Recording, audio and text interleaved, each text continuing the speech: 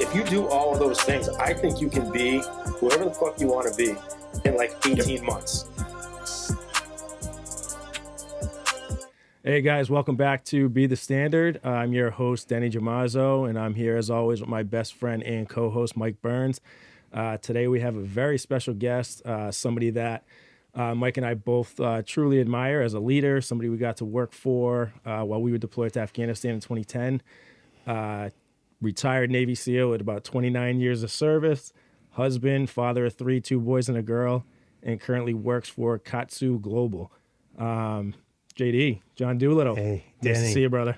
Dude, it is so good to be on your guys' show, man. Yeah. It's I know it's new, Yep. and been watching it, but yeah, man, I did. So on the 29 years, it's more like 25. But like with those kids the other day, I always roll into 4 years to Air Force Academy because that place sucked. It's hard, Yeah. and it kind of counts, but it doesn't. Yeah. So 25 years service and majority of time in the teams. Yep. And really, in a lot of ways, the pinnacle of that time frame was with you two guys. Yeah. Awesome, man. Really appreciate you saying that, right? Because, for us as National Guard guys, we don't get an opportunity like that. Doesn't come around very often for us to work with guys, of your proficiency and certainly under that type of leadership. But walk me back. I'm curious, and I know a lot of people are going to be curious how you went. 4 years at the Air Force Academy. Yeah, we somehow threw that went one to in the there, Navy. Ended up in the SEAL teams. Yeah. Walk me through that. That journey and how that even happened, because I'm sure a lot of people are wondering. Okay, well, I grew up in Northern California, Bay Area, San Francisco Bay Area in California, Pleasant Hill, Concord, Walnut Creek. We kind of moved around a little bit. And I was a swimmer growing up in high school. I wasn't coordinated enough to do real sports, so I was a swimmer guy. Swimming's a real sport. It's a tough sport. It's a great sport, and I'm super pumped that the Olympics are starting. And we got Caleb, and we got the whole team there in Paris, and Really? we got the KAATSU guys awesome. there in Paris helping out. And but yeah, that's what I did. I swam hard. I wasn't like one of the better guys on the team, but I tried really hard, and I was good enough to get some colleges kind of look at me a little bit, and there's a whole backstory to it, but eventually I started looking at service academies. And probably the main reason I was looking at service, we were talking about this yesterday, right, is, that's right around 1987's after Top Gun came out. Yeah. So, all my friends at that time, that was just the coolest thing going. Yeah. And that's what we wanted. And I started looking at service academies and tried to get at Naval Academy. They laughed at my grades and said, go look elsewhere. So I looked at the Air Force Academy, kind of the same response with the grades, but what they needed a breaststroker, and that's what I did in high school. And so they kind of finagled some stuff, and they're like, well, you don't have the SAT scores, but if we take this SAT score and this AT and kind of mix and match it, maybe we can get you in. And so on the last day of notification, they let me know. And so I went there, struggled at that place, bottom of the class or near bottom of the class, restricted all the time, marched a bunch of tours. I was always getting in trouble. I used to be really uncomfortable talking about it, but I'm fine with it now. I even had an honor violation when I was there. Air Force Academy, we will not lie, steal, or cheat, nor tolerate among us anyone who does. And I remember I collaborated on a no collaboration comp sci project, and I got called on it. Their system caught it or whatever. And I remember I got called into this room, and there was an active duty 06, like 4505s, a couple cadets. The cadets have an honor kind of corps, and this colonel, he looks me right in the eye and he goes, "Did you collaborate on this no collaboration project?" Yeah. And I was like, "Yeah, I did. I was gone for swimming all the time. I was struggling. I was failing classes, and my roommate helped me. yeah, I couldn't have done it without his help. So yeah, I did. And he's like, well, they thought I was going to lie about it. Yeah. And I was like, no, That- man, that is all. I collaborated. I asked for help because I didn't know what the hell I was doing. And so the result of that was for the next year, they didn't kick me out, obviously, but I did tours. You know, when you march, they used to have these M1 Garands with the barrels full of lead, and you'd march back and forth onto terrazzo in the sun for an hour. And that was one tour. If you had done 100 tours, you were known as a centurion. It was kind of like a badge of honor. Yeah. When I graduated from that place, I was almost a double centurion. Wow. There were no double centurions in my class, man. Wow. But anyway, yeah, I went there, realized I was at the bottom of my class, wasn't going to be able to go to pilot training for the Air Force because I was, you know, I didn't that have was the the grades. goal? Yeah, I wanted to fly. That's why I went in the military. I wanted to be, you know, Tom Cruise or whatever. And, Yeah. and it just wasn't working out, man. Yeah. So called my mentor. Yep. Talked about him yesterday. I can never do these podcasts without talking about Mike Troy, man. Yeah. So right behind my. We're going to get to him in a little bit, too, because there's another really cool story I'm going to have you talk about. Okay. Well, I'm talking too much. Keep going. What do you got, man? No, man.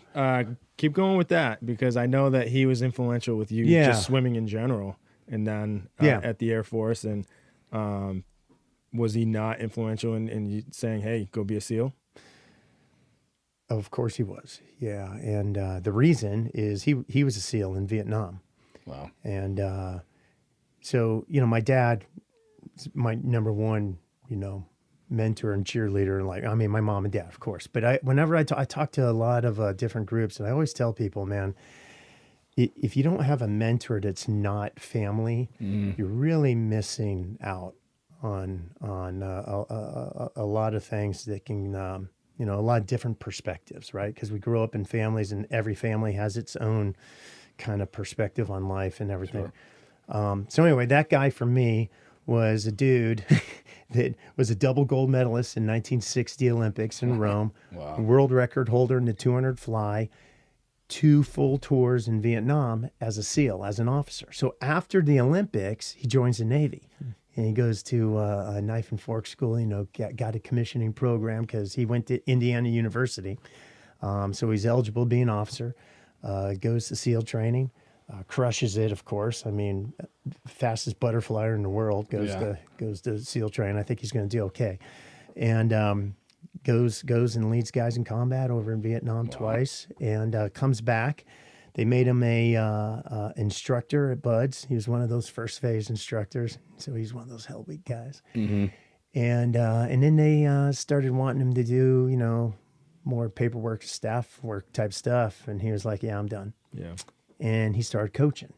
He started coaching swimming and started the team down in Coronado, California, eventually moved up to the Bay Area. And in Walnut Creek, there's a team there called Walnut Creek Aqua Bears.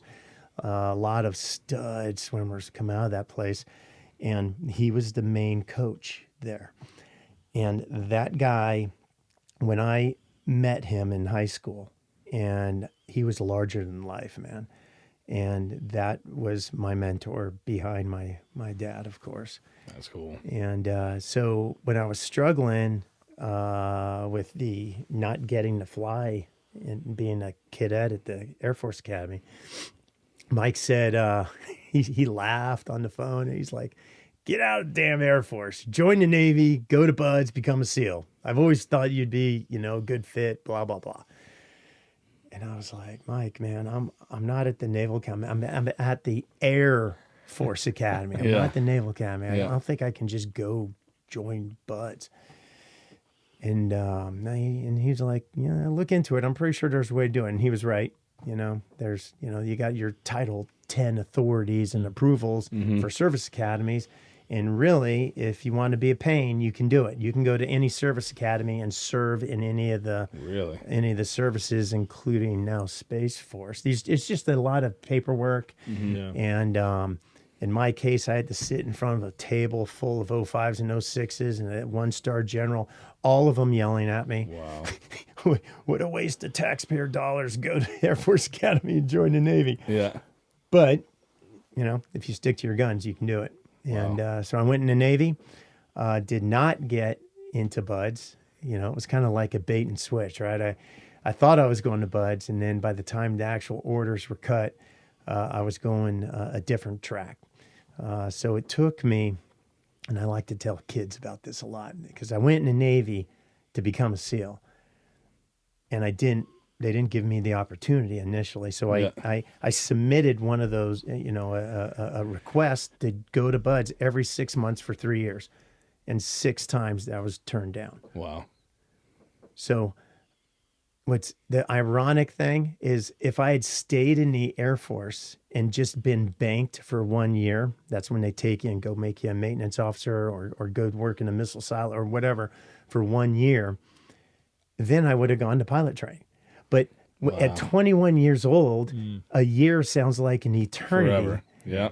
Right? Yeah, I mean, I'm 54. How old are you, man? 45. 41. Okay. So, I mean, a year to us. Yeah, nothing. It's not that Nothing. big a deal, No, but you could man, when easily I was like- 20, 21 years old, I was like, fuck that. No way, man. Yeah, that's an eternity. Yeah. Well, the reality is I didn't get to go to buds for another 4 years after that.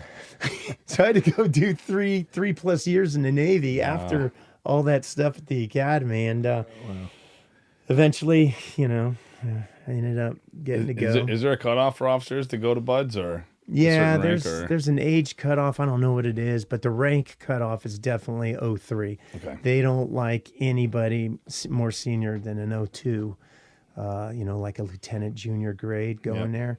And I was a full lieutenant, a new lieutenant, but still, by the time I got there, I was a lieutenant, which meant, I was over 4 years commissioned at that point. And, I'm glad it worked out that way for me, because I got exposure to the rest of the Navy. And I think that gave me some good, we always talk about perspective, right? So it gave me good perspective going through, knowing I didn't want to go back to a ship, right? Yeah. Yeah, that's quite the journey, and I talked about this on the last podcast that I did, is like it takes a stronger mindset and kind of a belief in yourself when you're like, when you think your life's heading in one direction and you got to pivot and kind of figure out another way to get it wherever it is you're trying to go. So in your case, thinking you're going to be a pilot, and then thinking you're going straight to buds, and being like, having to kind of, maybe pay those dues a little bit, 3 years in the Navy, then go to buds. It's just always interesting. You look back and you do gain so much perspective when things don't go your way. And then you just kind of, again, have to pivot. What made you stay the course then? I'm really curious. Like, that seems like a lot you had to overcome just to get there. And then 3 years to not hit buds. Like, were you ever thinking about giving up and just saying, screw this? Or no, that was never an option? I knew why I was in the Navy. I knew what I wanted to do. But the thing is, what I was doing was also super fun. Okay. I was in it was the EOD tract. Okay. So I never went to explosive ordnance disposal school, but that's the track that I was on. So it meant going to SWAS, surface warfare officer school, learning to drive ships, going to diesel EL, that's the engineering school, learning how diesel plants work in a ship, going to an ARS, an auxiliary rescue salvage boat. Yeah. And being a dive officer, going to salvage diving school, going to dive school, learning the fundamentals of munitions and explosives and all that stuff. And with a group of guys that our class that stayed together through all of that. I mean, we were tight and man, we partied and we had such a good time. So I was having time of my life. I wasn't doing what I wanted to do in the Navy. Yeah. But I was having That's a great cool. time. Awesome. So, it was a little push and pull. It's like, whoa, wait a minute. Do I want to leave this? This is a pretty good gig. Yeah. But I eventually had a commanding officer on that ship that was like, hey man, I'm gonna help you get to your dream. And he did. And finally That's cool. finally worked out, man. That's cool. That's awesome. Yeah. Yeah, I mean, you usually hear some people, they go right through, and they don't get it. I've heard some people, they didn't get the bud contract coming like from a civilian to there. They're like, oh, I'm all set. You know what I mean? They didn't do anything at all. So I think it's cool that you would go through all of that and finally get the bud. That's cool. Yeah, and you meet people when you're there going through the training, and you'll see guy get beat down, and then they're gone because they quit or whatever. And I'm always fascinated by the guys that were able to come back to training Yeah. later Yeah. and do it a second time. You know, because when you enlist and you're in the team, and you're in BUDS, not in the team, but you're in the basic underwater demolition school, and and if you quit, and there's, for some reason, there's a different. If you're an officer and you quit, you're never allowed back. I believe you're allowed to leave for medical reasons or quit and come back later as an enlisted guy. Yeah. But the problem is, you got to go to regular Navy and you got to work your ass off, and you got to prove yourself at a new command for that command to release you and, you know, let you come back. Wow. So I hear these guys that have been through multiple hell weeks and multiple times in BUDS, and I'm fascinated by. I'm impressed, because going through it once, Yeah.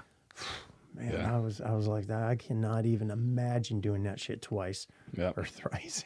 Yeah. Yeah. Yeah. I Yeah, mean, you hear those stories. I think you guys have told me. I think you and IG over there told me some stories. Some guys make it all the way through, got in trouble. He had said, "Hey, you can either go to leads of the Navy, you can go back to BUDS," and they would go back to BUDS. I'm like, wow, that's just nuts. You know what I mean? That's crazy. I love that mentality. That's what I mean. Yeah. I love that, because most people obviously are not wired that way. They'd be like, "No thanks," you know. That's awesome. Yeah, you find there's a lot of stuff when you get out of the military that guys are not wired the way you guys are, the way that we are. You know, it's hard to find that on the outside sometimes, but if you find it, it's kind of gold. You know? Yeah, it's cool. Yeah, Yeah, that's for awesome. sure. So one of the things, you know, I got the opportunity to watch you speak yesterday, and one of the things I picked up on, obviously there's no shortage of material out there to try to learn about the SEALs, and from documentaries, from books, and different things like that. But one of the things I didn't know, even being friends with several of you guys now, is how you go about drafting teams. When you get to a team, and you told a story about when you were on SEAL Team 2, and you were drafting the guys that you wanted to work for you. Yeah. And talk to me about when you ran into an issue with trust and why that's so important in working in that capacity with guys like that. Yeah, it's interesting, and the teams, and you know, you don't get to pick your new guys, because as far as the team's concerned, all the new guys are the same, right? The guys that just came out of BUDS and SQT and all this stuff. But you do, as the officer and the chief, you do get to kind of select who you want, but the other platoons are also selecting. So it's you know, it's kind of like the little miniature NFL draft, That's right? awesome. So in this one case that I remember clear as day, we had a sniper at Team 2, and it was looking like our turn was coming. You know, I think we had 6 platoons, and it was going between each of them. And so it was our turn, and this was the first, you know, selection for the sniper, and we got first pick. And I lean over to my chief, and I was like, "Hey man, we're gonna take so and so, right?" And he says no. And you know, I'm the O, right? I'm the platoon OIC, officer in charge, and he's the chief. And I'm like, no, wait a minute, you're missing the point. He's the best sniper at the team, and everybody knows that, and he's proved it. Why on earth would we not take that guy? Yeah. And he looks me right in the eye. He goes, "LT, I can't trust him. I don't care how good somebody is, but if I can't trust them, I'm not working with that guy ever." And so we didn't get him. You know, he was great. He's a great sniper, but the previous deployment, he had something had happened, and he had lied to the chief of that platoon about something. And, you know, without going into details, he had lied. Yeah. And that's it. All you know, the trust was gone.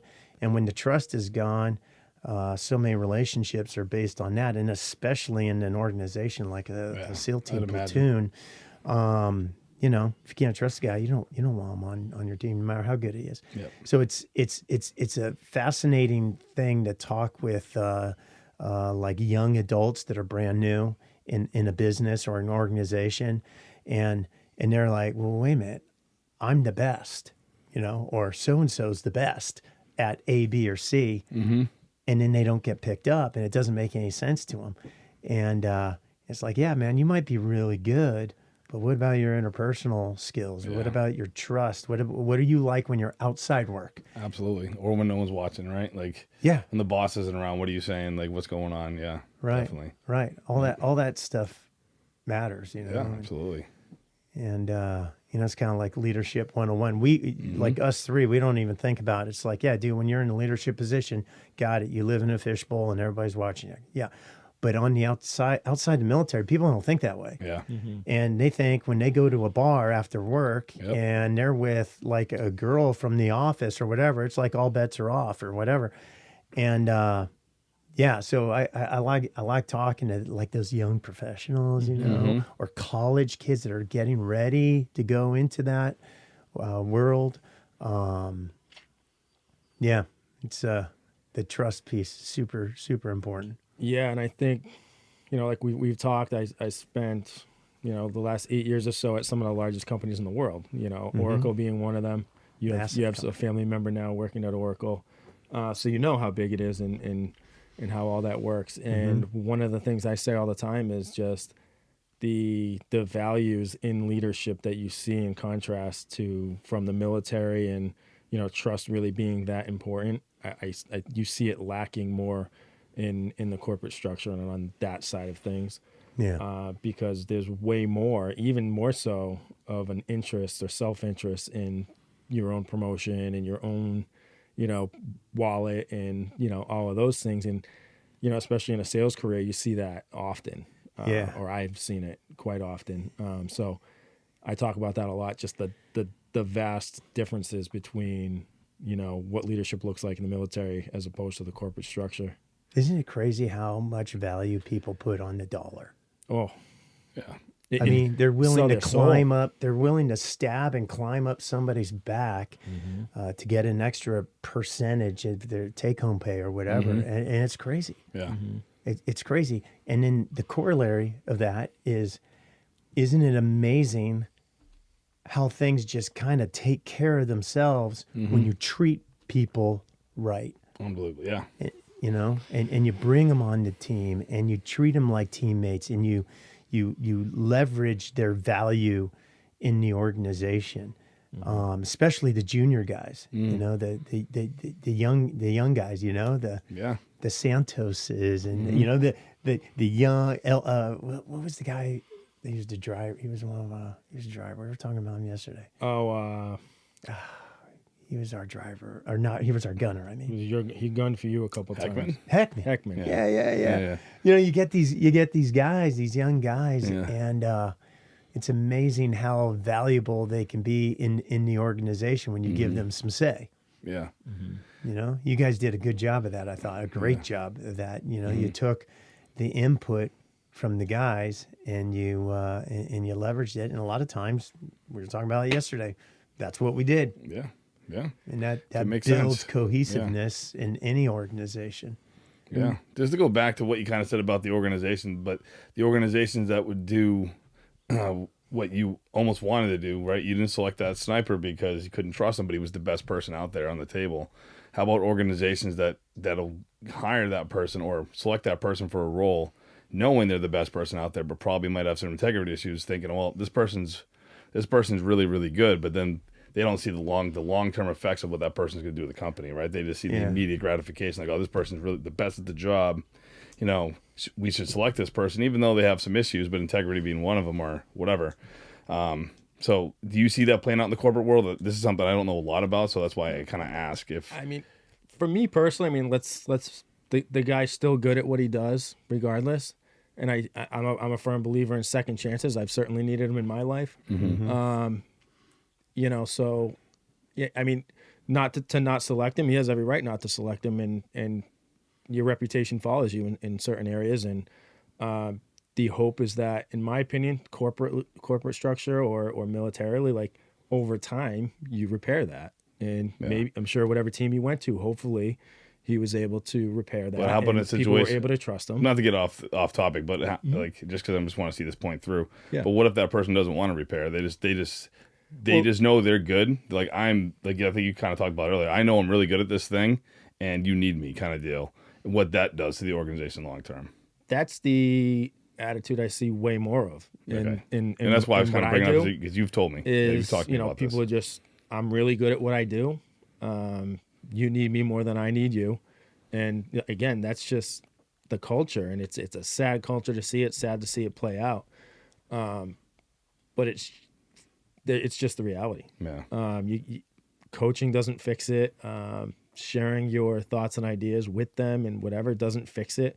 Some people just aren't wired without those, real life experiences. And I saw it more at Oracle than anywhere else because, frankly, a lot of these kids are just spoiled brats.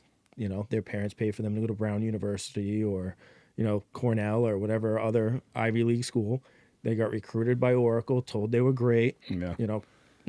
Their whole life. You're just awesome. But now come work for us at Oracle and be more awesome. Yeah.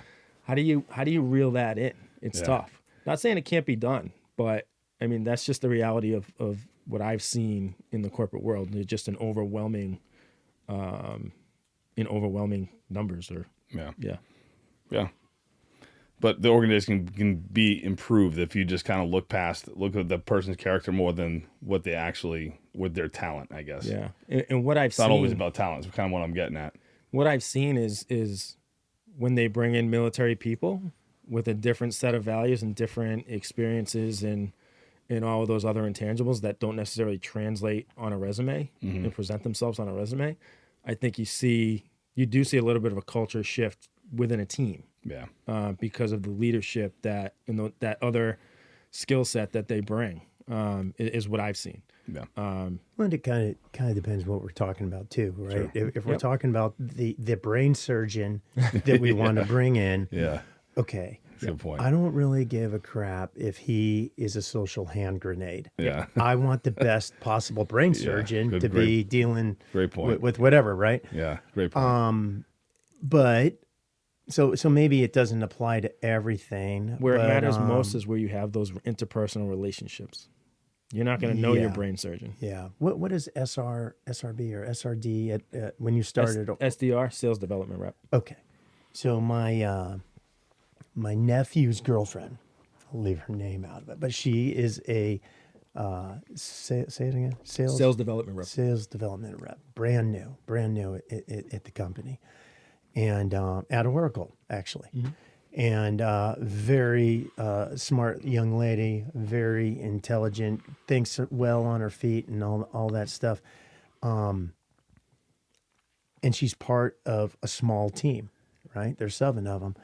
And even though she's really good at what she does, I would almost kind of like argue that anybody that gets through all the recruiting and all the interviews and gets to that point, anybody that gets to that point is going to be good enough. So how valuable is it during that interview process if you pick up on something that is not exactly right and you can't put your finger on it, and it might be a trust issue or it might be something else. It's a lot because Cheetos don't change their spots, right? They fade, but they don't change, right? And if you can pick up on that early on, don't let that person on the team, right? She's an incredible person, incredible worker, and she's elevating that team by being on it. But I think you can identify some of those interpersonal traits, asking the right questions early on. Yep. And in just about any business scenario, I'd rather have that person than somebody that's a little bit better and might have some issues that I can't put my finger on right now. I think that's why that interview process, it's got to be face-to-face. It's got to be like this. We're all sitting around the table. It can't be this Zoom stuff. It can't be send your resume in and pray and spray. I mean, it has to be this. this interpersonal piece. But yeah, man, you can build a great organization that way. And if you leverage the talents of those youngest people in the organization, you can do some amazing stuff. That's awesome. But the problem is, a lot of guys won't leverage the talents of their young, new, most highly educated or most aware of all the latest, greatest technology and everything because they just finished school, they just finished whatever, and they might have the best ideas in the room. Yeah. Yeah. Go ahead. No, it's kind of what you were just saying earlier, kind of going back to the deployment, right? Like you can't let your ego get in your way just because you're a leader. You should be taking the input of all your people because you never know what you're going to learn or what the suggestions they might give you. Right. Right. And then like, all right, that makes a lot of sense. Like obviously you're a leader for a reason. You make the decision, you make the ultimate call. But there's, as I'm sure, maybe not so much in the teams. I've definitely, on our side of the house in the military, there's a lot of egos where they won't listen to anybody. And they're just like, nope. Dude, there's so many egos. Yeah. So many egos everywhere. Yeah, true. it doesn't matter where you are. Yeah. And I was gonna say though, one of the things that, and I wanted to make this point and made sure I made this point. Again, I opened up with just the idea, the fact that Mike and I, being in the Guard, the chances of us working with guys that are SEALs and whatever, that doesn't really happen. So the fact that it did was awesome. But one of the things that I very much appreciated and really liked about working with you guys, you and Senior and the other guys as well, was I can't remember a single time where any of you guys ever made us feel like we were less than or weren't capable. I think if anything else, you guys kind of went in the opposite direction and really put a lot of trust in us to do our job, to do it well. Obviously your input was welcomed and we sought it out, but I just wanted to make that point because, I'm sure you saw a lot of egos in the SEAL teams and whatnot, but I didn't see that with working with a single one of you guys. And I always appreciated that. Like you guys just treating us like equals and just, putting that trust in us that we were really good at our jobs as well. Oh, that's, that means a lot for you saying it like that because sometimes when you're in a commander role, you never get that feedback. No, it's good. It means a lot. And the other piece of that is you guys coming from Boston, from the Guard, means that you came from all walks of life. Yep. So we had firefighters, we had EMTs. Remember OD, the CA guy? And I was like, "You're a what?" He's like, "Yeah, dude, I'm an EMT. I'm this, I'm that." And I was like, He was a nurse too, I think. "Yeah, man, yeah. Exactly." Yeah. And he crushed it on so many levels. So it's like, okay, yes, we had, we had a medic, and we had a small medic team, but we had so much more from a first responder perspective. I mean, we had all this stuff that the Guard brings, and that was a first for me. Yeah. I never worked in that type of environment, and so it was. It goes both ways, It's like you're saying you appreciated what the SEAL teams brought into the mix. I would turn that around and say, man, I think one of the reasons we had such a successful deployment is because of all the resources that you guys brought in, and it wasn't what we learned at Camp Atterbury going through pre-train. It's all the other shit that you did on the outside. Yeah. And God, it was awesome. It really was. If you look at that deployment, just in all that it encompassed, right? It was such a good team. Like if you kind of just said that in a different way, but it really was just such a good team because of all the different experience that was brought together. And that's what I think is the most fascinating about that deployment, right? Because any other time you go with your people, this is literally, for people who don't know what this is, Provincial Reconstruction Team. They literally take a bunch of guys who've never met each other from different walks of life, right? From different parts of the Navy. We're a Navy PRT mainly, but Army, pilots that were like doing like S3 roles. And it was unbelievable how they was like, all right, you guys are now doing this job. Yeah. I believe that like Adley, our mechanic, was a diver, right? They made him your lead mechanic. It's insane. And it all worked. I was just like, it's pretty cool. I mean, definitely one of the different deployments I've had. I was like, because you just take them and put them together. And so let me ask you a question about that. Being the commander of such a unit, what was that like for you? Well, in a lot of ways, it was easier because we grew up in the teams with you guys heard of Slabinski, Britt Slabinski? Does that name ring a bell? The last name sounds familiar. What's that? What is that? Retired SEAL Master Chief, Medal of Honor recipient. Yes. Yep. Yeah, and I worked with him a couple times over the course of my career. And one of the things he always said, even as a younger guy in the teams, he used to say, "You're never too junior to have the best idea in the room, and you're never too senior to be wrong." Love that. You're never too junior to have the best idea in the room. You're never too senior to be wrong. So when you take that perspective, and then you take like the most junior guy in our Sec 4 platoon for a PRT deployment, and actually listen to what he has to say about A, B, or C when we're doing mission planning, that was super valuable in our experience because, first of all, as we were getting to know each other, and Santos or somebody stand up and say, "Well, what about this?" And it's like, "Well, wait a minute, what's his background? Shoot, I can't remember."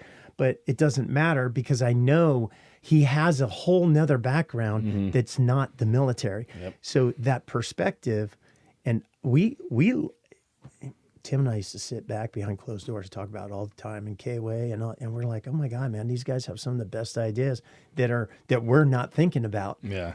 And I think that is why it worked.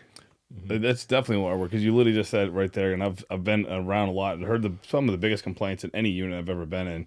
Like U3, a lot of times those are the people that make all the decisions, right? They do it in a vacuum, and then they don't take input from other people, and it doesn't go as well. And I think the fact that you were able to listen to your subordinate leaders, and even just down to the lowest subordinate in the room, and then make the best decision out of the information we gave you, I think is awesome. A lot of people aren't willing to do that, and especially coming from the community you came from, working with National Guard soldiers and just Navy Reserve and everyone just thrown together. So I think, I want to echo what Denny said. Like I've never been part of a unit like that, but definitely to have the leadership. Working with Navy SEALs is one thing, but being under the leadership of you guys was really cool, because you guys definitely treated us like we were just one unit. There wasn't like the Guard, Navy. Everybody was the PRT, PRT Ghazni. And that obviously comes from your guys' leadership, and we really appreciate that. It was a really cool deployment because of that, Yeah. So. That's really what made it special, I thought. I want to pivot to something else, though. I want to kind of loosely get back to your mentor. Okay. Because this is probably one of my favorite stories about you. I knew about it before yesterday, but hearing you tell it yesterday was awesome. Because I think, probably the best way for us to honor our friends is to try to live a life that's worthy of their service, their sacrifice. So when we lose them, regardless of how we lose them, it sucks. But we want to honor them, and we want to think about them, and in the right settings, we want to talk about them and share stories about them, and we do that with our friend Jimmy. We talk about him. You knew Jimmy. Jimmy did this ink, and Jimmy did this ink, my wedding ring. Yeah. So we all all have tattoos from Jimmy. He's the guy I think of on Memorial Day. He's the guy I think of often when I think about just my military career and the guys that are no longer here. But you have an awesome story, and it involves your mentor and you honoring one of your fallen friends and teammates. So I'd love for you to tell that story, because it's one of my favorite. Okay. I know who you're talking about. You're talking about Fifi or Neil. Yes, Neil. Yeah. His nickname was Fifi. So when I was a new guy and I was checking into the team, I had all my surface dress blues. I was all proud of myself. I had gold jump wings because they weren't gold at that point, but I had my jump wings, right? And I was all proud of myself. Had like couple ribbons and all that, And I walk in through the quarterdeck, and lieutenant in his blues gets people's attention pretty quick. And there was a guy on the quarterdeck, and it was Neil. And he goes, "Sir, what are you doing here?" I was like, oh, my name's Lieutenant Doolittle. I'm checking in SEAL Team 2, and blah, blah, blah, trying to act all like I knew what the hell I was doing. And he's like, oh, so you just finished buds. It's like, well, I actually just came from jump school. He's like, right. Hey, why don't you drop the jacket and follow me? And that was the beginning of my welcome to Team 2 as a new guy, and learning very quickly that it doesn't matter if you're a freaking officer or not. If you're a new guy, you're a new guy. Yeah. And I loved that about the teams. But very quickly, Neil became one of my mentors at the teams. We weren't in the same platoon, but we were on the same platoon workup cycle. So I had a fair amount of interaction with him right out of the gate. So anyway, jump forward to post 9/11. And the first SEAL we lost in combat in Afghanistan post 9/11 was Neil. First Navy SEAL overall. First Navy SEAL to fall in combat. The in combat piece is key because he was the first combat fatality post 9/11 in our community. And Tucker Gar or Roberts Ridge. Ironically, we were just talking about Master Chief Slabinski. That's where the Medal of Honor came. That out of that operation. Without getting into all the details, we'll just leave it at on insert. They took an RPG, hit hydraulic lines. They had to do a controlled crash descent. But as they were doing that, Neil fell out the door, not far. I've heard everything from 8 to 15 feet, but into the snow, and was on his own. While for a little bit, while they did a rapid reconsolidation for little QRF to go get him ASAP. So Neil died that day. Sure. And so now one of the things that happens in the military in general, when you're a like field grade officer, that they're going to send you to school, right? So, so my upcoming job was to be a student in Monterey, in California, at the Naval Postgraduate School.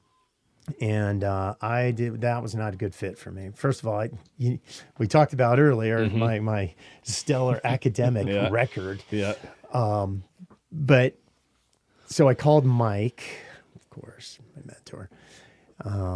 And I told him, I was like, hey, I'm struggling with this because I'm at school writing papers and drinking coffee, and my teammates are, at that point, we're in Afghanistan, we're in Iraq. Wow. There's stuff going on in Yemen. There's stuff going on in PI. We got things going on all over the planet. It is busy, and I'm in school. Yeah. And it was not sitting well with me. And Mike knew about Neil, and so I called Mike up. I was like, hey, I'm kind of struggling with this school thing. I'm not sure what to do.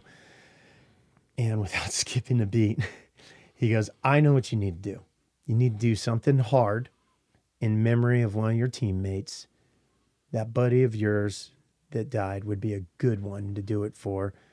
Raise some money for one of your nonprofit or one of your foundations to help guys like that and families like that, because this nation's going to have a lot more guys fall. And I was like, shit, Mike, that's actually a great idea. I like that. What do you think I should do? And I could hear through the phone, he's like, you're going to swim the English Channel. And I'm like, what? He's like, yep, you're going to swim the English Channel. I know you were a 200 breaststroke, but this is good. You could do it. It's blah, blah, blah, blah. He had all these reasons why it was just a wonderful idea. And at the very end of his reasons, and he said, and I really wanted to do it, and I never did it.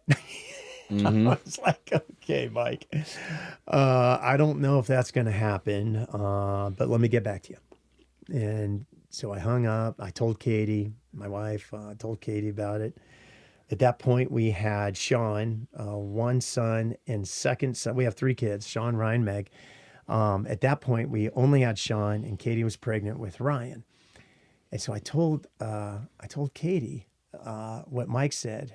And she's like, oh, that sounds nice. You know, that'd be something to, you know, that sounds kind of cool. Yeah. Like, hey, what do you want for dinner tonight? You know, it's like, okay, whatever. Yeah. And I was like, I think I'm going to call Neil's wife and bounce it off her, see what she thinks. So I called Patty. And again, It's my favorite part of the story. oh my God. I tell Patty, I was like, hey, you know, I don't know if you've ever heard of the Naval Postgraduate School, but I'm here and I was thinking about Neil and I'm kind of not enjoying it. And I'm thinking, and I was talking to my mentor and he thought that maybe if I did something cool, like swim across the English Channel, and it didn't even get all the way out. And then again, I hear the table. Oh my God, John, you got to do it. You got to do it. Absolutely. Oh, hold on. Nathan, come here. Oh, no. Mr. Doolittle's going to swim across the English Channel because of Daddy. And Nathan's like, oh, yeah. You know, he's a little kid. And I'm like, and I'm sitting there. I'm like, oh, shit, what have I just done? Yeah. I'm like, now I'm totally committed. And all I wanted to do was bounce it off her. And she's like, oh, no, you got to do it. You got your answer. You got to do it. I was like, oh, okay. All right, sounds good. I'm gonna do that. And so I told Katie, and you know, again, it hadn't really sunk in. She's like, okay, she's you know, brand new pregnant with Ryan, and I said, okay, well, I guess I need to start training. So the next morning before classes, I put on, you know, my little Speedo and swim cap, because in the channel you can't wear a wetsuit for it to count, and you can't use fins. Really? It's you get to wear a swimsuit, you know, Speedo. You get one cap. You get earplugs if you want them. That helps you stay warm. And the water temp, it's usually hovering around 58, 59 degrees Fahrenheit, which ironically is about the same temperature as Monterey, California, the water temp. So anyway, I go down to the water, step down in the water. Now, I'd done a lot of swimming in the Pacific Ocean, but it was always with a wetsuit. And it was always with fins. So I get in the water with Speedo and I start swimming. I was like, oh shit, this is cold. And I kept going for as long as I could. And then, you know, I lasted 5 minutes. And at 5 minutes, my hands were claws, you know, like that bear claw thing. Yeah. And I'm jackhammering. And I jogged back to the truck, turn on the heater, and I couldn't do anything for 20 minutes while I was just jackhammering in the car. And I was so depressed, man, because, you know, the night before I'd committed to the gold star spouse of an old friend of mine that I was going to swim in the English Channel in memory of her husband, and I didn't last 5 minutes. And I was like, oh, but, you know, back like in Hell Week, one of the things you learn is, your body can do a lot more than you think it can. And the other thing you learn is your mind is stronger than your body. And so the next day I lasted like 6 minutes, you know, and after 5 days I was up to like 10 minutes. And after a week, you know, 2 weeks, get 15 minutes. I worked my way all the way to what they call an immersion swim. You have to be able to show the Channel Swimming Association that you can survive 10 hours. Doesn't matter how far you go, but that you can survive 10 hours in water under 60 degrees Fahrenheit. Wow. So I made my way. I did my 10-hour immersion swim up in San Francisco, and so went over to Dover. The school let me take off a couple weeks to kind of put it all together. My detailer let me add a little time on the school. And yeah, thanks God for that. I appreciate that.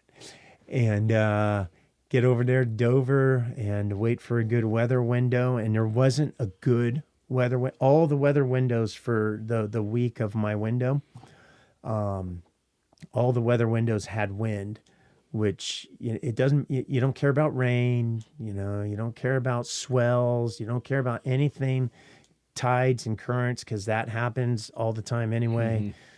There are higher tides and lower tides and spring tides and neap tides. There's all the stuff. But the worst thing is the wind. So you got to watch the wind like a hawk. And I actually have a friend that's over there right now in her weather window. And that's what they're watching, is they're watching the wind. And I was the second swimmer, meaning this for our pilot boat, the first swimmer got first choice. And when he said there was a window that he didn't want, then I could pick that window. Actually, I was the third swimmer. So 2 guys had to do that. And then if they both said no to a window, then it was my choice. And if I didn't want it, then the guy behind me. So there's usually like 3-4 swimmers for every pilot boat. And I know I'm dragging this out, No, but it's, I looked at the window. The 2 guys in front of me had said no, thank you. My dad was part of the support crew. It was early in the morning. They're like, hey, if you want to go, you need to let us know. You need to let us know now. And I called my dad. And I said, what do you think? And he's like, I don't know, man. I'm worried that if you don't pick one of these earlier ones, you're not going to get a chance, because the channel is kind of notorious for weather rolling in and staying around for a few days. And right now, there was nothing really coming over the next 3 days, but I wouldn't get another chance like this for at least 4 days. So we took it, and ended up making it, man. But halfway across, the tides shift. So when you swim the English Channel, you go through at least 2 shifts in tides and currents. So you might be swimming 1 knot like this direction, let's just say east for the listeners, but the current might be going 4 or 5 knots north. So you're swimming at, say, 1 nautical mile per hour, but you might be traveling at 3 or 4 nautical miles per hour in a different direction. So it's super hard to navigate it on your own. So you got to have a pilot boat. Yeah. And all you do is you just look at the pilot boat, and where the pilot boat goes, you go. Well, halfway across on our crossing, the winds, the tide shifted, which means the currents shifted, and the whole first half of the swim, the wind was going with the current, which is no big deal. You just have swells. But when the wind goes against the current, now you get that chop. It's like a washing machine. And so I was starting to fall apart a little bit. And this is my favorite part of the story. Man. I was starting to fall apart. I was starting to second guess everything in my head. And my dad and Joe Walsh, another family friend that was on the pilot boat, they had snuck on board a 3x5 American flag, and I'm breathing off to my right. I'm actually upwind of the boat, because you get to pick, either be downwind and deal with the diesel fumes, or be upwind and deal with more of the chop. And I'd already thrown up 2 or 3 times from the diesel fumes. So I was like, all right, screw it. I got to be upwind. So I'm upwind of the boat, and I'm breathing to my right, and I look over, and it's like 15, 20 knots of wind, and they're holding this American flag up there, man. And I was like, holy crap. John, get out of your own head, man. Yeah. It ain't about you. It's about Neil. It's about Patty. It's about all the guys that we're going to lose, like Neil. And just this, it's hard to explain, but this feeling came over me, and all of a sudden, everything that was hurting didn't hurt anymore. That's awesome. And then we just kept going, and we ended up making it, man. Yeah, it was a really cool experience. One of the hardest things I've ever done, but one of the most rewarding things I've ever done. How long did that take, just to give some kind of context? Mine took me 12 hours, 24 minutes. Wow, that's 12 hours. Yeah, 12 hours, 24 minutes. Can't touch a boat, but you can have feeding periods. So what we had set up was water bottles on polypro line, which floats. And every 20 minutes, they'd kind of wave me, let me know it was coming, and they'd huck that thing out in front of me. I'd swim over it, roll over on my back, and then just kick like a banshee so I didn't get cold. And down whatever was in the water bottle, let it go, and then keep going. Wow. And so that's how that's one way. That's one way to do it. Yeah. And when you finish, you get back in the pilot boat, and they motor all the way back across to Dover, and they take you to the White Horse Pub, and you get a free pint of Guinness. That's your reward for How swimming did across the that channel. taste after all that? Oh, dude, I think within 15 minutes of finishing that pint, I think I was falling asleep, man. Yeah, I bet. Can't imagine. And they let you put your name up on the wall, and yeah, in memory of Neil Roberts, 12 hours 24 minutes, John Doolittle, God Bless America, or something like that. I can't remember, but Something like that. I saw the like that. picture of it. Yeah, Yeah. That's Yeah. awesome. Yeah. Well, That's awesome. And it kind of like, so one of the things you said yesterday that I loved, and it's something I've had to work on, is my attitude and you've seen me get better at this over the last few years, is just being more positive and just being in a better headspace. And that comes from just having a better attitude about life and about yourself and about things. But something you said yesterday that I loved was that attitude's a force multiplier. It resonates with everybody around you. You can really bring everybody up with your attitude, and you can bring everybody down with your attitude. So I obviously love that. It hit me hard because I've had to work on that, among just other things. But it's contagious. it is. Yeah. And I've learned that over the last several years. And but the way you put it was, it's a force multiplier. Yeah, And yeah. I love that perspective. And how did you maintain that positive attitude just throughout your career, leading, Navy SEALs? It's how I was raised. Yeah. All my grandparents, they all went through a lot of stuff, Great Depression, World War II, all that kind of stuff. And man, their attitude was they were always on top of the world. And that carried over to my mom, that carried over to my dad. That stuff, it sort of sticks in the family. But what I learned early on is the only thing more contagious than a bad attitude is good attitude.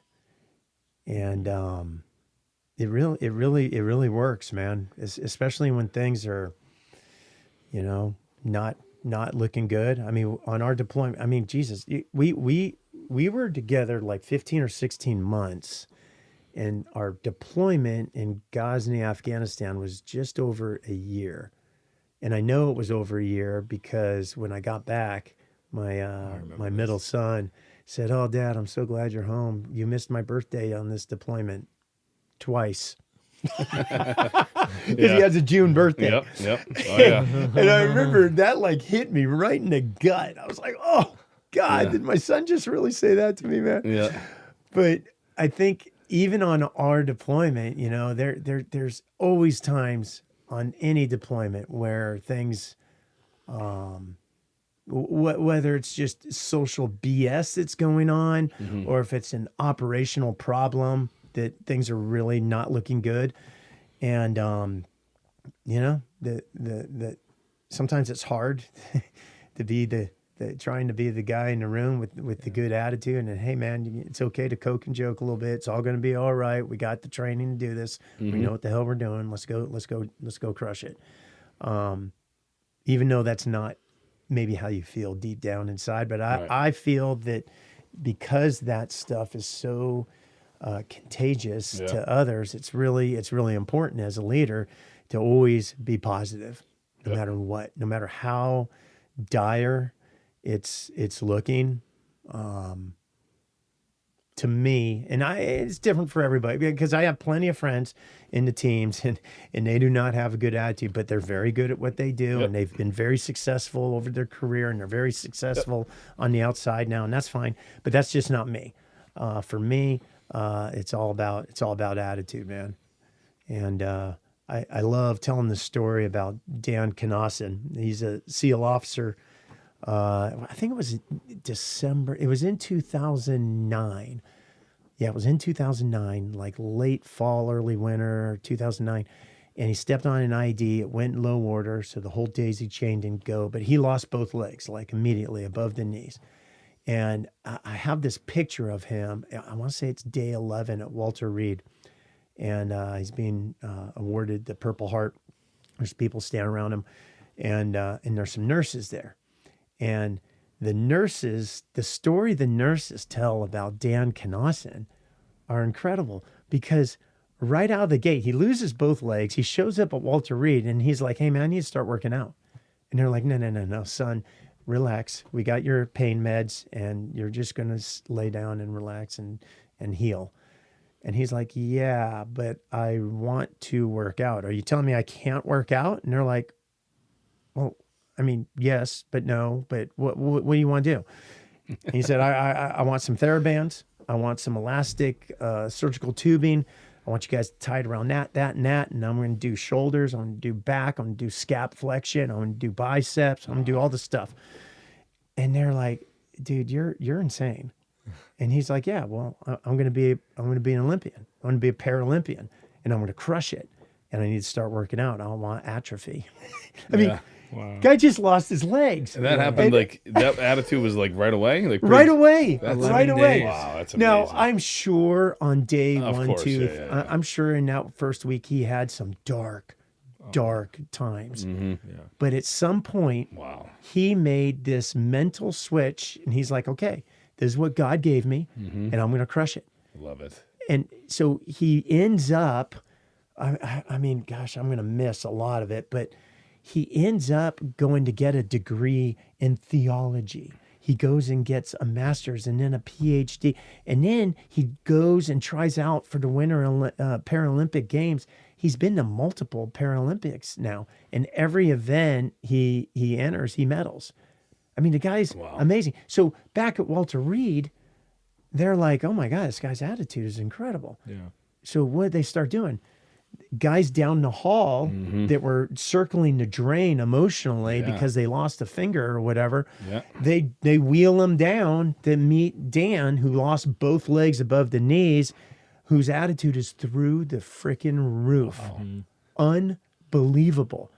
I tell people all the time, I wish I could box that dude up and a couple other guys I know and move them around to every high school in America to talk to young Americans, because that mindset is not prevalent out there. No, that's definitely not. Wow. And that's why I got to kind of shout out a Boston guy, Nick Lavery. Oh, Same love that dude. guy loses his leg and goes back to operational status in the that Green amazing? Berets. Yeah. Like he just wasn't going to allow that shit to keep him from doing what he wanted to do. I mean, to be a SEAL with no legs is probably impossible. But to maintain that attitude and then just be able to function at such a high level at anything. I mean, that's amazing. Yeah, 10 days, 11 days to be like, I'm going to work out. Man, That's crazy. It's beautiful, because people that think they have A, B, or C really hard, and they do, right? Everybody's drama is their drama, and none of us should pretend to understand their pain and whatever it is they're dealing with, especially if it's emotional pain.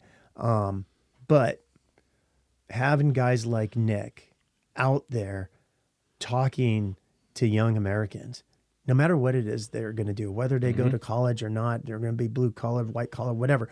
Having guys like that out there talking to young Americans to me, there's not much more important than that for where this country goes. Yeah. So I love it, man. And I me and Tim, we used to go back and forth. It's like, yeah, man, come on, Tim. Hey, man, the glass is half full. He'd be like, yeah, it's half full of shit. But seriously, talk about attitude. That dude on that deployment and on that work up at Camp freaking Atterbury. Oh, my God, it was so painful. It was but horrible. That dude's attitude, I mean, with one or two exceptions, and there's always going to be exceptions. Of course. We'll leave names out. Yeah. But for the most part, people just rally around that shit. Yeah. It's amazing. It's amazing. Yeah, I love Nick. He's a good dude. We're on LinkedIn together. He's a KAATSU user. Oh, is he? Yeah, he's got one. And he's a monster. Yeah. He's met he's a him big before. human. Yeah.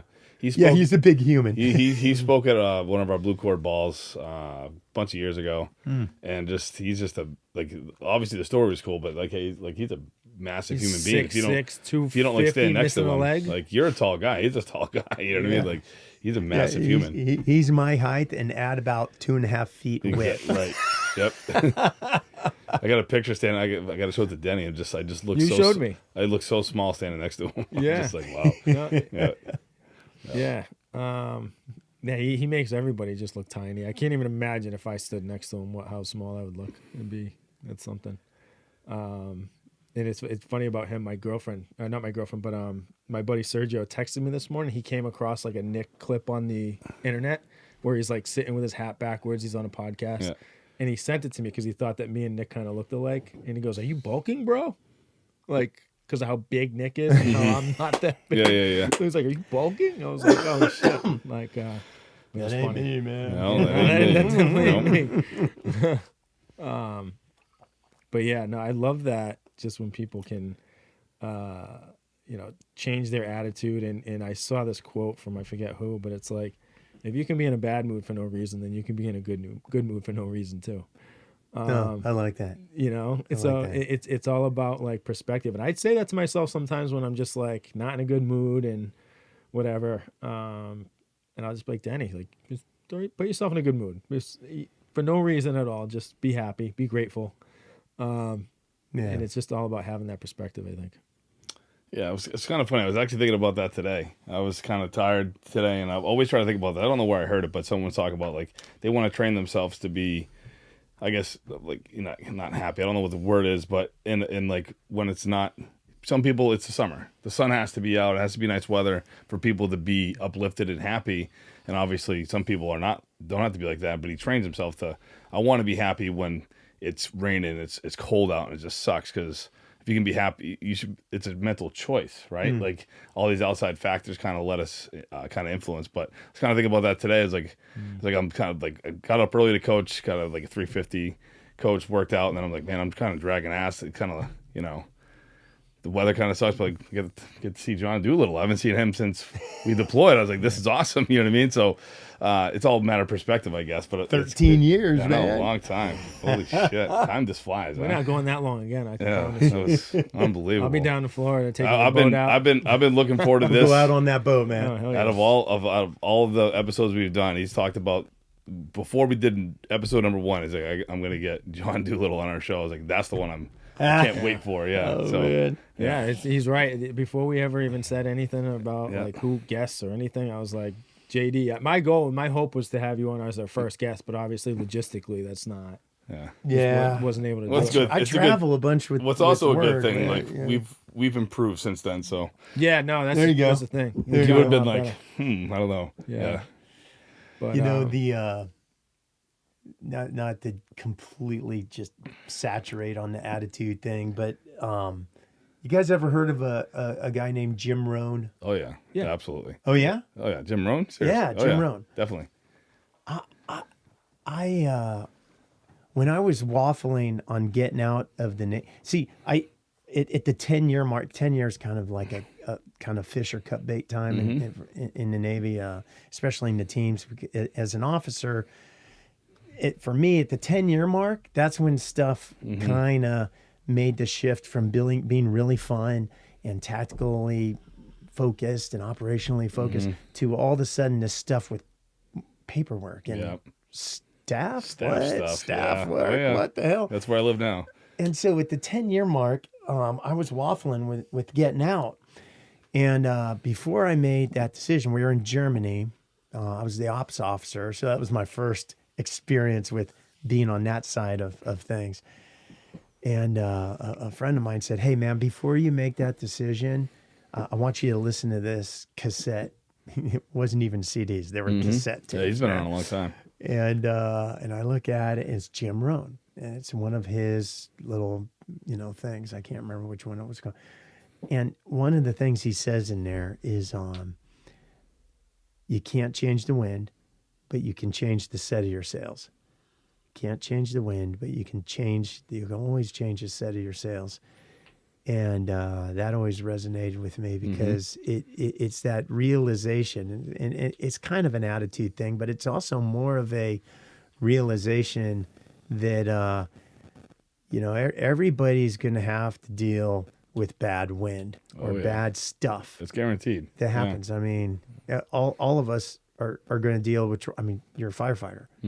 You probably see it all the time, Yeah. right? You guys both are combat veterans. We were talking about some of the stuff you saw on that deployment. All of our grandparents are going to die, right? All of our parents are going to die. I mean, we're all exposed to trauma. We're all exposed to bad, quote, wind. But kind of the definition of our character isn't what happens, but it's more how we respond to what happens. So I love that quote, and I think it applies to a lot of stuff, you know. Yeah, that's a good one. And then one of the things we talk about a lot is that victim mentality when bad things do happen and people start to feel sorry for themselves. And we all know people that have done that or do that regularly, right? Mm-hmm. And my message is kind of simple in the sense where I'm just like, well, why everybody experiences trauma? We just said it. Yeah. Why did you think you were going to be any different? Right? Like, why do you deserve to be any different? Like, you were going to experience this. We're all going to experience it. Why do you get to be a victim? Exactly. And nobody else gets to be a victim. Right. Just because of the way you're dealing with trauma. And what do you want to be, though? Like, you know what I mean? Some of the coolest stories, you talked with that guy the other day you had on, like, the hero story is always the best story, right? Like, we watch these movies. It's never about the guy that has the easy life. That's not interesting, right? It's the guy that goes through all the shit and makes it anyways, and takes the lessons learned from life and, you know, gets forged by the fire. Those are the kind of guys you're like, yeah, that's cool. A lot of people like to hear the story, but when they got to go through these seasons, because guaranteed, we know the seasons of life, you're going to go through hard seasons. And, you know, I think, you know, not to go down the religious road, but I think it's God preparing you for something. If you're going through a hard season, it depends how you take it. Now, you can go and be like, oh, like, woe was me, this and that. You're going to miss the opportunity that's coming down for your life. You know what I mean? If you just like start feeling sorry for yourself and go down that road. But if you like lean into it, like, all right, well, what's going on? Why is this happening? And just chug your way through it. Eventually on the other side, you always find out why. You know, you never see it when you're going through it. But hindsight, as they say, is 20/20, right? Yeah. You notice it afterwards, like, all right, this makes sense now. It all starts to come together. So Yeah. So why did you say not to get religious? Why did you say that? I don't know. I don't know why we do that. I don't know. I shouldn't do that. You do it a lot. I do. Yeah. I don't know. I was actually going to take that? this conversation in that direction anyways, because I know your faith is important to you. Yeah. That's a great question. Maybe I think it's because it's new to you. Because my faith is new, right? So I feel like, who am I to be talking about this right now? I guess so. It's not a good way to be. I admit it. But yeah, I would argue that you're probably the best person to talk. Okay, so story, right? Yeah. Here's the story. Yeah. It's my first combat deployment. It's I'm stationed in Guam. My CO pulls me aside and he's like, "Hey man, you're starting to get a little senior and you haven't been in combat. I'm going to send you to Fallujah, and you're not with this team, but I'm going to put you and you're going to augment them. You're going to do A, B, or C." I was like, "All right, great, let's get some. All right, I'm in." So fly from Guam out to Iraq to Fallujah, and link up with SEAL Team 5 at that time, and so on the ground, circadian rhythms all jacked up, sleep cycle, all that stuff. I'm on the ground, and I've been there for about 3 days, just getting my feet under me, learning who's who in the zoo, you know, where the chow hall is, all that really important stuff.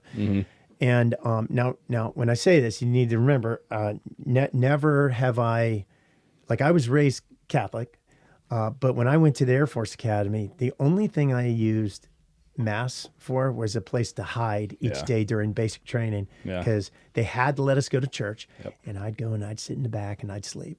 That was the only place I could get away, and kind of that was my Air Force Academy experience. And then I go into Navy, and in the diving Navy, you know, nobody really went to church, or at least they didn't talk about it, so I did it. Then I go into teams, and man, you want to talk about a place where religion never gets talked about? No, I bet. It's in the teams. Yeah. And so I just had this, like, assumed that everybody in the teams was atheist or something. You know, I know that's not right, but that's where my head was as a young guy. And so I'm in Fallujah, and it's Sunday morning, and I'm like, okay, I have never been in. I've done, you know, I did the Serbia stuff, the Kosovo stuff, all the Iraqi stuff, but I'd never been in combat zone, a true combat zone until now. And they were bringing me out on op that night, and I was like, you know what? I think I'm going to go to church. So Sunday morning, I'm walking around the fob looking, and sure enough, I find the plywood shack tucked in the corner. And it's hey, come back in 45 minutes. There's going to be a Catholic mass here. One of the priests, or not priests, but what do you call them? The chaplains is a Catholic chaplain, and whatever. All right, so I go get some meat, come back, and I walk in, and I'm a couple minutes late, of course, and just like I was for the podcast today. I walk in, and immediately I make eye contact with a guy I know in the task unit across the way. And, it's all folding chairs. And I go in, and then I make eye contact with two other guys that are sitting together. I know both them in the task unit. And I sit down, and the guy on my left is in the task unit. There were 6 people at in this chapel. And so we sit through mass, we come out, and I'm like, what the heck? And it just hit me like a ton of bricks. I was like, I didn't even hear anything the priest said during the whole mass. I couldn't get out of my head. I was like, wait a minute, these 6 guys are in the teams with me. I know them all very well. I had no idea any of these guys were Catholic. That's my faith. I'm Catholic. So we get out, and we're laughing about it. It's like, dude, I know you're a Catholic. I didn't know you're a Catholic. Well, we never talk about it. Yeah. And I was like, well, why is that? Yeah. Why do we never talk about it? Good point. And my whole perspective on this changed in that moment. And now, whenever I get a chance, I try to talk about it. I think instead of that mindset that most people are not spiritual or not religious, I actually think it's the exact opposite. I think most people are spiritual. Yeah. They are religious, and they're looking for like an okay that hey, it's okay to talk about it. I don't care if you're Muslim or whatever, but that it's okay to be a person of faith. Yeah. And as soon as I made that sort of transition in my life, a lot changed, man. Yeah. For the better. Yeah. Yeah. Yeah. Yeah. So I guess that's like going back to what you just said. That's probably like me holding on to that old mentality, like being around people that you start bringing it up and like, oh, you think they're going to roll their eyes. I know this ain't going to be the case here, but I guess because I'm, like I grew up in a Christian household. Like my mother did a great job, bringing religion around me. I just never bought it. Even our deployments, never bought it because I never had my own experience. Once I had my own experience with God, then I was like, well, there's no denying this now. This is real. This is a thing, and could never turn my back now. Why would you want to, honestly? But so now, so my faith is fairly new because of the experience that I had. But I've grew up, I've known about the Bible, I've known about all these things, just never had my personal experience. So yeah, I'm glad you called me out on it because I gotta stop doing that. That's what I do, man. I love it. Yeah. No, so I did want to touch upon that because that is something it's new for him. It's relatively new for me to get back into it. I grew up Catholic. Went to Catholic school for a couple of years growing up. So once again, right here, I didn't know. Yeah.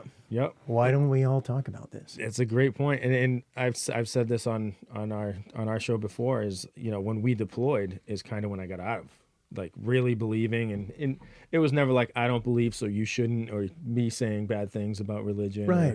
It was just I'm just taking a step back. Like this isn't for me. Right. And then last fall, I was bored.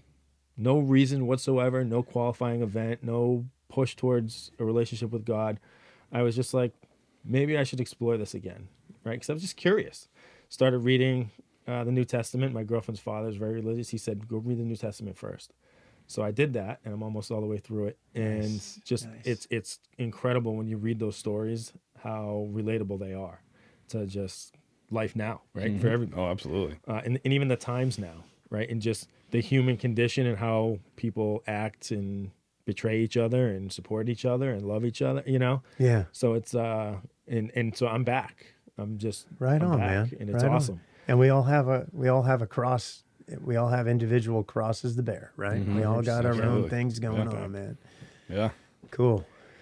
Yeah, man. So I do have some gifts for you that I wanted to give to you. I thought you were going to give me those at the beginning, so I put the hat on. So man. The plan was to give it to you in the beginning, and then I just got so excited introducing you that But of course, I got some Be the Standard swag for you. Oh man, I love the hat, man. My son's going to give me crap for bending it like this, but I'm a bend. I'm the same. Well, with tell you. him to check out my website, and I'll get you one to bring to him. Oh man, I do the same with mine. Like I'm not that kind of style either. That's awesome.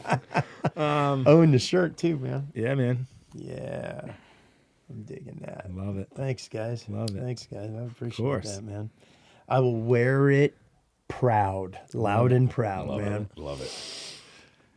But yeah, no, I unless there's anything else you want to talk about, I just want to say thank you so much for, all these years of friendship, right? Because you go 13 years without seeing somebody, it's easy for things to fall, on the wayside and, friendships to kind of slip away from you and whatnot. But, you and I have stayed in touch Yeah. pretty consistently, I think, the whole time through LinkedIn. And You know what's cool though, is even if we had not, social media or whatever, texting, even if we had not stayed in touch, because of our shared experiences in the past, for the rest of our lives, the three of us, anytime we bump into each other, it's going to be like brothers. I mean, that's the beauty of doing tough things in life, because you can never get through tough things by yourself. Yep.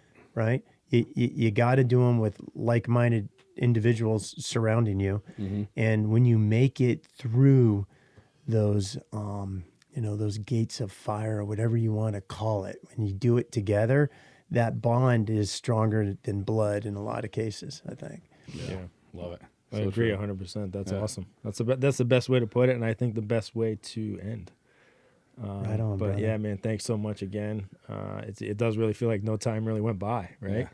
It's awesome. Except that Mike's a little bigger and stronger than he was. Mike's last time Mike I just saw keeps him. getting bigger. It's got a little put on a couple more lbs since Afghanistan, but yeah. Yeah, it's all still CrossFit though. Like everyone's like, "Oh, you do bodybuilding?" Like, no, it's CrossFit, and that's where it all started. you Yep, know? it all started on that deployment. Yep, and man. now you got the gym and doing great things for others and helping people. Yeah, It's all about helping people, right? that's all it's about, man, for sure. Paying it forward, brother. Yep. That's it.